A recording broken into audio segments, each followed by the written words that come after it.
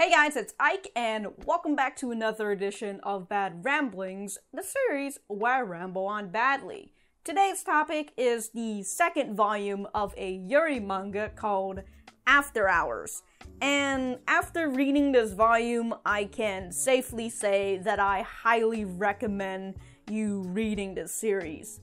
I don't think the manga is online because it is licensed and respectable people are going to respect the licensed manga and not upload any chapters on there. If you search deep enough, you might find it, but I would just say just buy the first volume and give it a look. If you don't like it, you can always return it. It's been a while since the first volume came out, and it's also been a while since I made the video about the first volume, which you can totally check out in the corner of this video.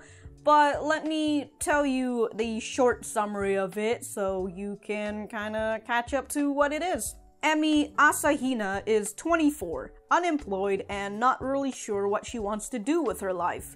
When a friend invites her to a dance club, Emi doesn't expect much, but what she finds will change her world. It's a great blurb, tells you that she's fucking unemployed and she's an adult. It's not a Yuri romance about high school girls, and it's more or less a dance club, so it's a DJ related thing, which in itself is I think there has been Yuri mangas that follows these scenes, but it doesn't follow closely to the disc jockeys, DJs, or the VJs, I guess. The visual jockey.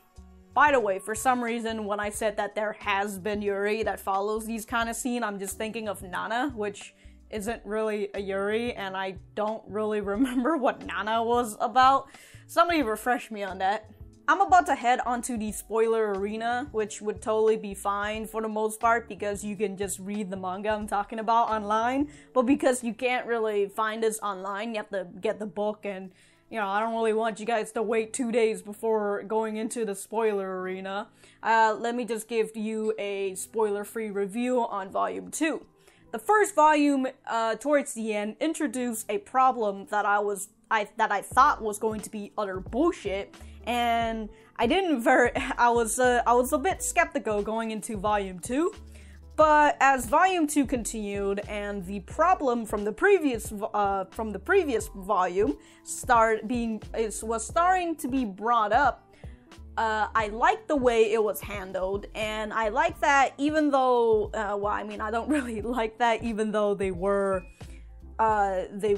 more or less adults. They were treating it a little bit on the code side manner, but it didn't last very long, and I very much enjoyed that, and I do like that the problem was solved within this volume. Maybe it might persist, the problem, but for right now, the problem is resolved within the end of this volume, and we had some very nice, sensual last chapter, and yeah, I highly recommend it. Anyways, off to the spoiler arena.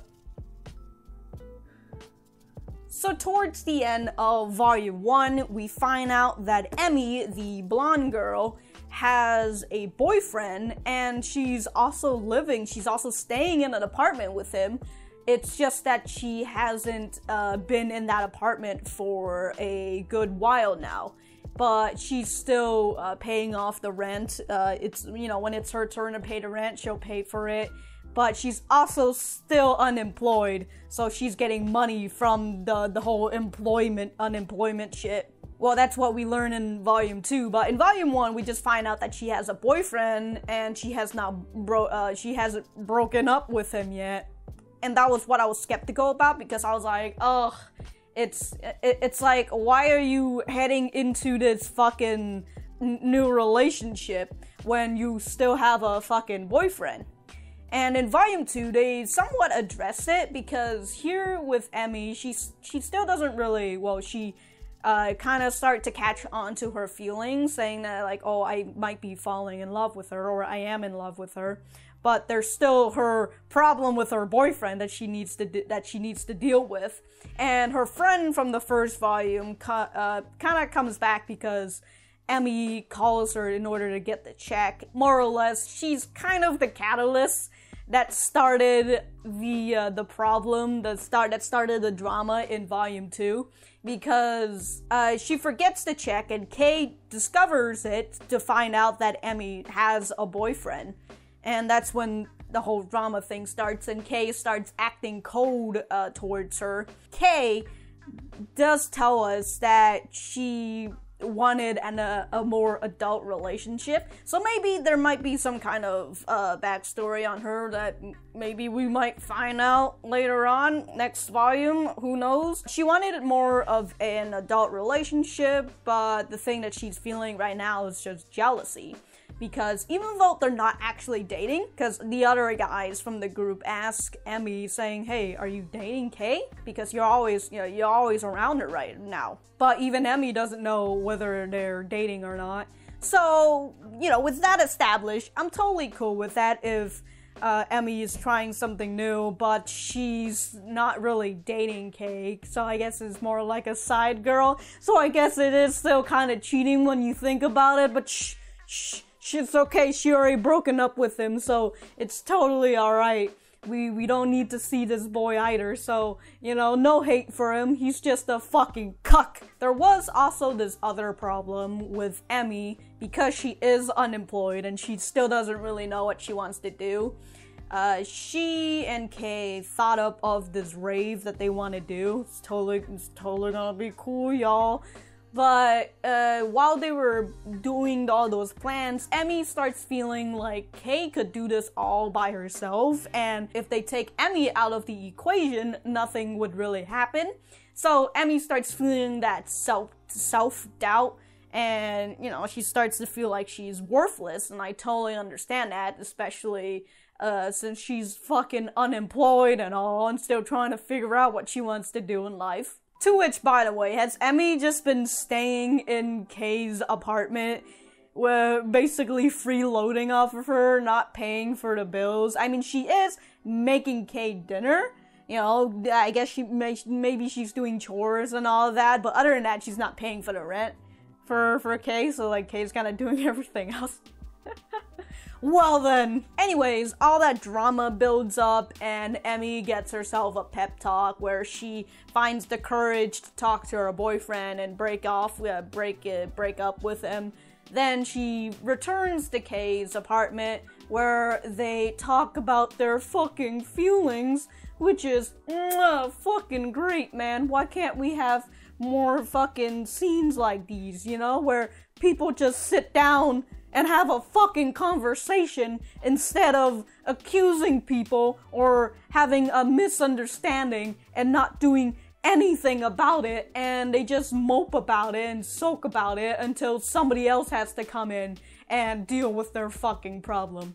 I'm in a great mood, by the way, with 2 of the mangas that I caught this month being really good about the whole communication aspect, the one with After Hours, where towards the end, the both of them just sit down and have a talk with each other.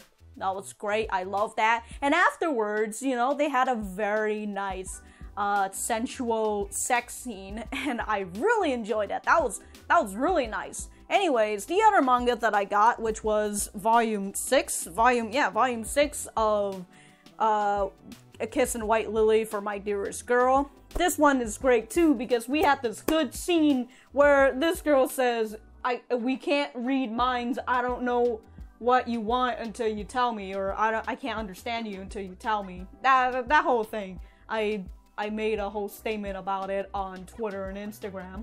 But anyways, this also had a very good scene about communication and relationship. It's very good. Why can't we have more stories like these with level-minded people, level-headed, I have the link to volume 1 and 2 in the description down below. And again, I highly recommend this series. It's a really good series. It's been a very enjoyable one, and I'm very excited for Volume 3 whenever it comes out, hopefully next year, but you know, whatever. But anyways, yeah, thank you guys for watching this. Please remember to like, share, comment, and subscribe. I've got my social medias. Check me out on my Twitter, my Instagram. Also got my Patreon page if you want to check that out and help me feed my habit. Also got my Discord that I apparently don't advertise anymore for some reason, but yeah, I have a Discord channel. You want to check that out and come chat with me and Herbal. I don't know why, but yeah, come on down to South Park. Thank you guys for sticking around, and I'll see you guys in the next video.